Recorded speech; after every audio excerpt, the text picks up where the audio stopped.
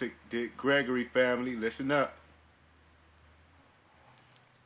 And don't make the mistake that most of his mothers and fathers made. When I wake up in the morning, my prayers, and I thank God I woke up, the Ku Klux Klan woke up this morning. The drug pushers woke up this morning. I thank God that I made another 24 hours in the most vicious, nasty, hateful, insane nation that's ever existed with my wits, without hating, without being bitter, without being mean. And I thank God that I survived 24 hours in that type of atmosphere with the type of amusement and friendliness. And so I would say to young folks, don't be in a state of denial of the racism and sexism. But don't let that block you. Don't teach your children that you have to be twice as good as a white. That's an awful thing to teach your children. Mm-hmm. That's like saying because you're black, white America has a right to change your dollar for 94 cents. But we used to get 50 cents, and before that we used to get nothing. Young folks have to say, we don't want more change for $1.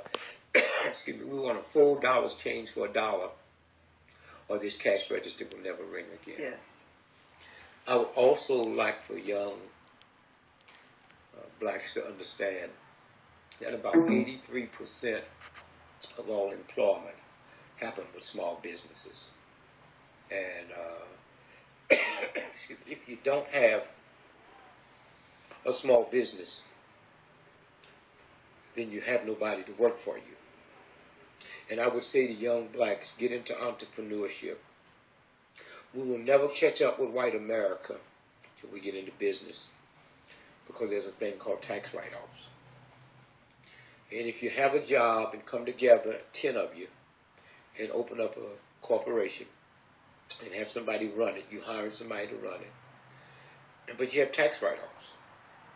98% of people that fly first class on airplanes would not be there if that wasn't a write-off. And yet, on that first class, they gave away last year $800 million, almost $1 billion of free whiskey. But if a welfare mother asked for some apple juice for the baby, she's laughed at.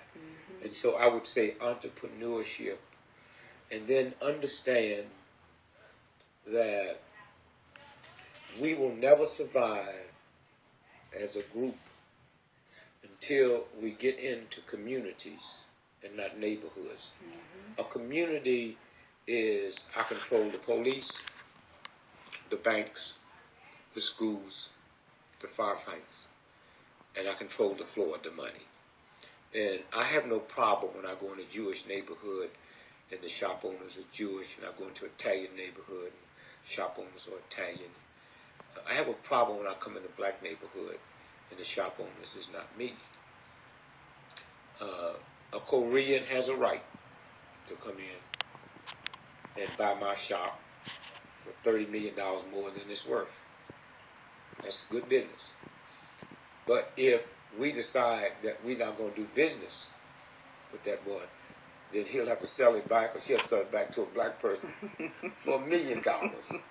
And then the money circulates, and that's how you change. We've been so busy dealing with the hurt and the pain and the misery and glamorizing a hand few that have made it, that we have never really looked at, like they say, your role model. If you haven't got a role model in your house, you should fall on your knees and pray to God, because something is wrong. Yes. And so I would say to young folks, it's not about alcohol, but it's hard for me to say that to you when a 5-year-old got to reach past mama's beer and papa's wine to get some mayonnaise. I would also say to young folks that the number one drug that will wipe you out is not cocaine, it's not heroin, it's marijuana. And they deliberately make that a recreation drug, but it stays in the muscles, it stays in the blood, and it will wipe out your memory bank. And also, this is the first time in the history of TB that TB has always been known as poor folks. It's the first time that TV is not running rampant in the ghetto. It's running rampant in middle-income white America because it's the marijuana that they spray, and that's no accident. And so you have to reevaluate everything you've been taught. I would say to the black folks that just because a black person is 90 years old don't mean they have wisdom, and you need to listen to them, because if you was dumb and stupid when you was 9, you dumb and stupid when you 90.